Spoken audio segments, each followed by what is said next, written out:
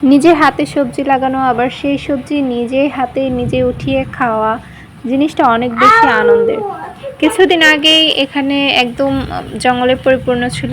আব্বু কোনো রকম মাটি কুপিয়ে ডাঁটা শাক আর লাল শাক বুনেছেন। তো লাল শাক তেমন একটা হয়নি, যেহেতু অনেক বেশি ডাঁটা একসাথে হয়ে গিয়েছিল, গোড়ায় গোড়ায় ডাঁটার সাথে ডাঁটা লাগানো ছিল।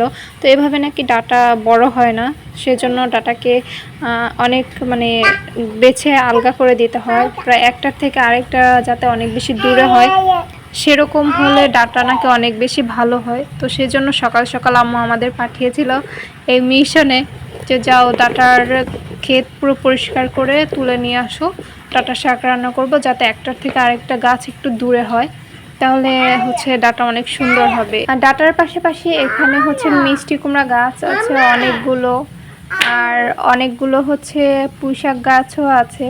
এগুলো একদম কেমন যেন নষ্ট নষ্ট হয়ে গেছে। গাছগুলো অত বেশি যত্ন করা হয় না, বাড়ি থেকে একটু দূরে হওয়ায় তেমন একটা বেশি ওখানে যাওয়া আসা করা যায় না। তো তারপর আর কি যতটুকু পারি নিজের হাতে লাগানোর চেষ্টা করি, যত্ন করার চেষ্টা করি। বাসা থেকে পানি নিয়ে ওখানে দিতে হয়। এখানে কয়েকটা জালি চারা আর কয়েকটা ধুন্দুল গাছের বীজ রোপণ করেছিলাম আমি নিজে, সেগুলো থেকে এই যে চারাগুলো হয়েছে অনেক সুন্দর। আর এখানে অনেক সুন্দর একটা পেঁপে গাছ, এই গাছের পেঁপেগুলো অনেক বেশি মিষ্টি, আমরা অনেকগুলো পেঁপে খেয়েছি। এই গাছের পেঁপে একদম গোড়া থেকেই ধরেছিল কিছুদিন আগেও।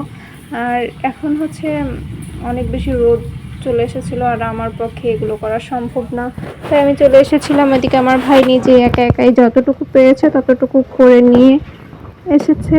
মূলত আমাদের পাঠানো হয়েছিল ডাঁটা শাকগুলোকে একটু পাতলা করে দেওয়ার জন্য, যাতে একটার সাথে আরেকটা লেগে না থাকে। আর আমরা যে কাজ করেছি সেটা মায়ের খাওয়ার কাজ। আমরা ডাঁটা শাক যেগুলো বড় বড় ছিল, লম্বা লম্বা, যেগুলো দেখতে সুন্দর ছিল, সেগুলো তুলে নিয়েছি। ভেবেছিলাম যে খাওয়ার জন্য এটাই বেস্ট। আর এদিকে ডাঁটা শাক বাছার সময় এই জিনিসটা চোখে পড়লো যে আমরা একটা বাইকের পিছনে বসে আছি। তো বাইক জিনিসটা আমার সবসময় অনেক বেশি ভালো লাগে, অনেক বেশি টানে।